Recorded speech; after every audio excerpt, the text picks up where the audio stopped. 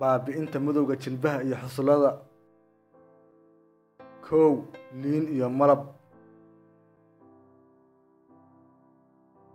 Waxaad isku daraysaa biyaha liinta iyo hal qaado oo malab ah.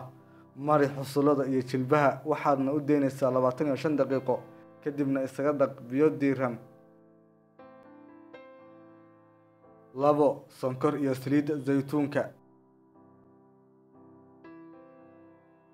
Isku dar qaado saliidda saytuunka iyo qaado sonkor ah, iskuna walaaq ilaa inta ay isaga qasmanayaan.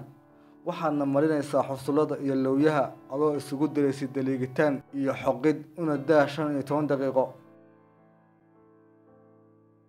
Magaad iyo caano. Isku qas caanaha iyo magaadka ilaa inta ay si fiican isugu darmanayaan, kadibna mari meelaha madow, waqtina u daa. Geedka aloe vera. Waxaad jeelka laga sameeyo aloe vera ku daliigaysaa xusullada iyo jilbaha, una daa 30 daqiiqo, kadibna isaga mayr biyo kulul ama biyo qandac ah